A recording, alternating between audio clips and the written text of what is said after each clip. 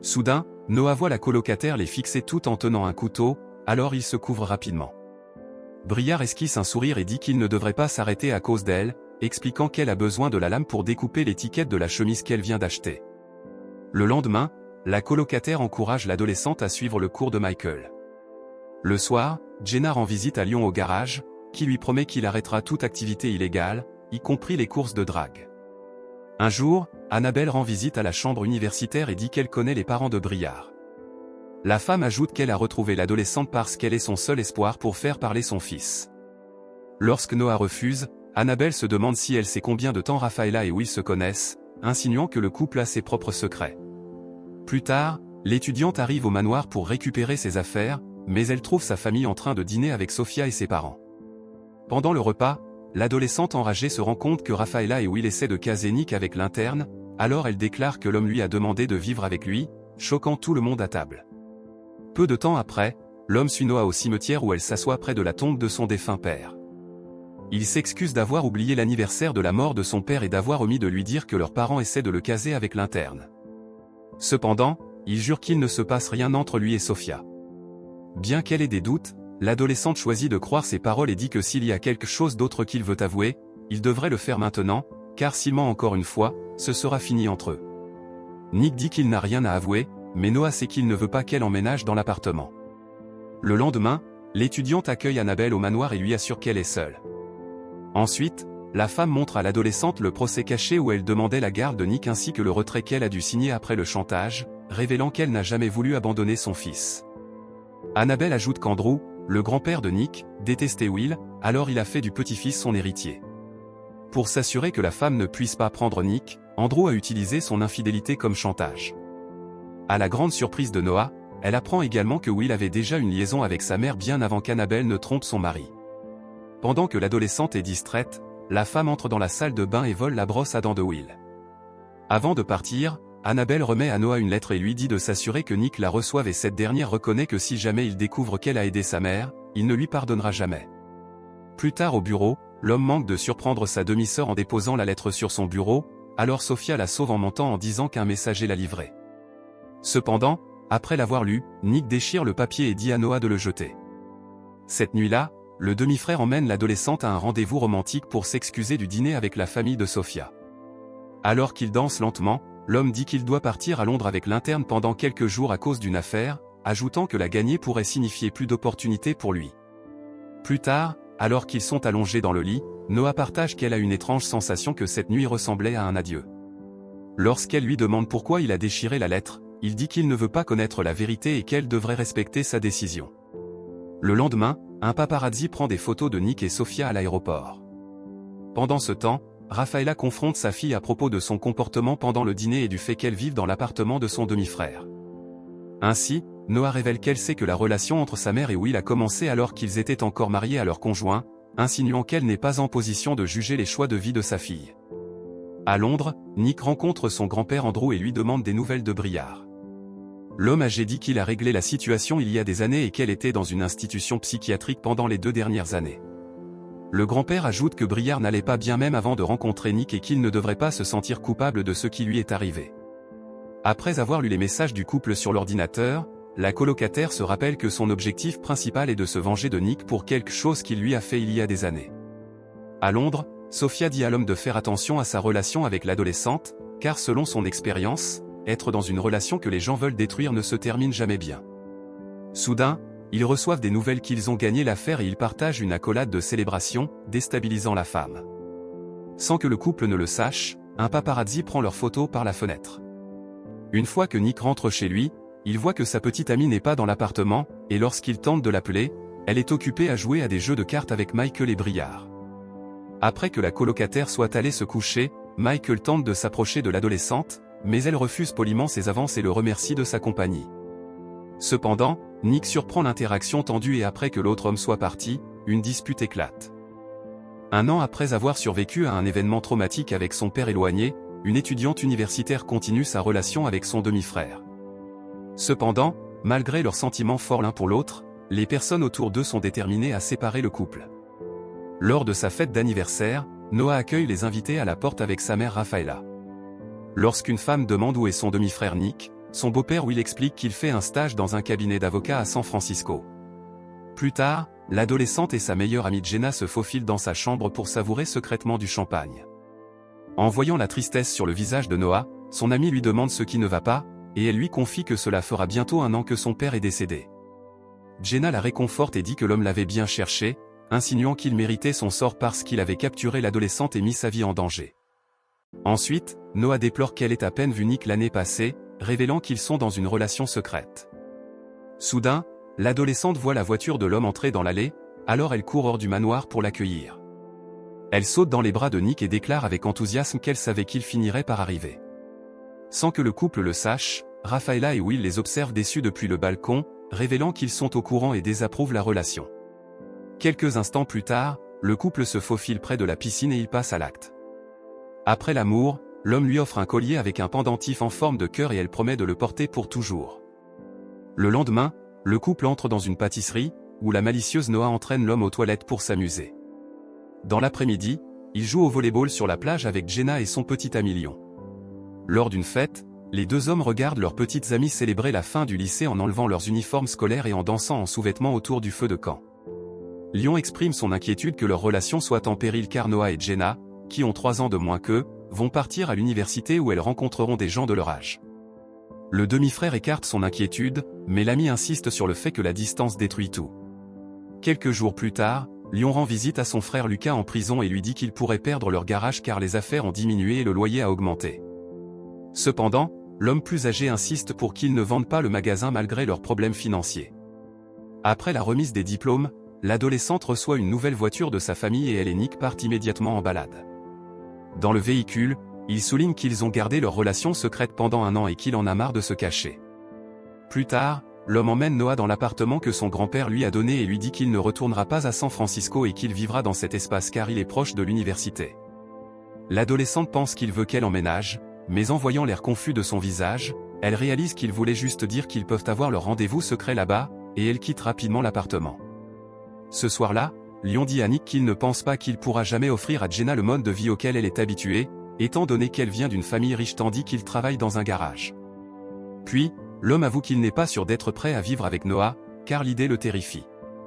Pendant ce temps, Noah raconte à Jenna ce qui s'est passé plus tôt, et son ami lui explique que les problèmes de son demi-frère viennent du fait que sa mère l'a abandonné quand il était jeune, ce qui explique pourquoi il est réticent à franchir une nouvelle étape dans leur relation.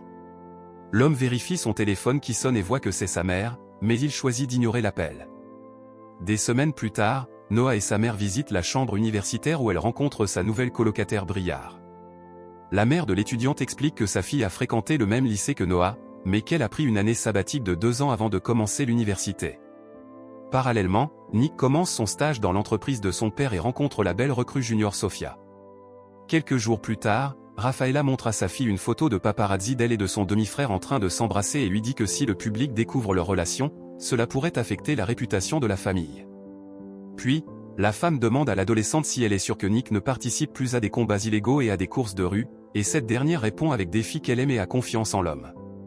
Plus tard, lors d'un appel vidéo, l'homme dit à sa demi-sœur qu'il partagera un bureau avec un autre stagiaire. L'étudiante emménage dans la chambre universitaire une semaine plus tôt et est surprise de trouver Briar en train de faire la fête. La colocataire s'excuse et dit qu'elle pensait qu'elle ne serait pas là avant une semaine. Lorsqu'elle lui propose une boisson, elle remarque la cicatrice sur son poignet, et Noah explique qu'un ex-petit ami l'a poussée à faire de mauvaises choses, mais elle assure qu'elle a tourné la page. Ensuite, Michael entre dans la pièce pour prendre sa veste et se présente à Noah. Le lendemain, Will regarde l'interaction entre son fils et la nouvelle stagiaire et appelle Rafaela pour lui dire qu'il y a une alchimie entre eux, révélant que les parents ont conçu un plan pour distraire Nick avec Sophia. Pendant ce temps, Lucas appelle Lion pour savoir comment sauver le garage, et Ronnie, un co-détenu et complice du défunt père de Noah lors de la capture, entend la conversation. Comme ils ne peuvent pas entièrement se faire confiance et s'éloignent l'un de l'autre, Noah pense qu'ils devraient faire une pause dans leur relation. Ensuite, Nick partage qu'on lui a offert un poste à Londres et qu'il a une semaine pour décider s'il l'accepte. L'étudiante dit alors qu'ils peuvent se rencontrer lors du gala annuel de l'entreprise la semaine suivante et discuter de l'avenir de leur relation à ce moment-là. Pendant les quelques jours suivants, les demi-frères et sœurs essaient de se distraire de leurs décisions difficiles à prendre. Au bureau, Sophia regarde Nick avec désir et se rend compte qu'elle a des sentiments pour lui. Une nuit, En parcourant la page de Briard sur les réseaux sociaux, Noah voit une photo de la colocataire avec son demi-frère et se demande s'ils se connaissaient dans le passé. Le lendemain, Lyon demande à Nick de le rejoindre pour une dernière course afin qu'il puisse gagner de l'argent pour sauver le garage. Il ajoute que bien que la course ait lieu le même jour que le gala de l'entreprise, ils pourront tout de même arriver à l'événement à temps. Au début, l'homme refuse, car il avait promis à Noah qu'il ne courrait plus jamais, mais il reconsidère sa décision lorsqu'il apprend que Ronnie sort de prison et participe à la course. À la surprise des hommes, leurs petites amies arrivent à la course et savent ce qu'ils comptent faire. Pendant la compétition, Nick dit à ses amis que Lyon doit gagner, mais ils ne tiennent pas compte de ces raisons. À l'insu du groupe, Briard appelle les autorités pour signaler la course illégale. Finalement, Noah et Nick bloquent la voiture de Ronnie pour s'assurer qu'il percute le véhicule de police et soit arrêté. Ensuite, ils s'arrêtent juste avant la ligne d'arrivée, garantissant ainsi la victoire de Lyon et le prix de 15 000 €. Au gala, Nick et Sophia posent pour les photographes sur le tapis rouge. Pendant ce temps, Jenna rompt avec son petit ami parce qu'il ne peut pas la séparer de la richesse de sa famille et qu'il ne l'aimera jamais pour ce qu'elle est. Ensuite, l'interne vient interrompre la conversation de Noah avec Briard, et l'adolescente remercie la femme pour l'avoir aidé avec la lettre au bureau.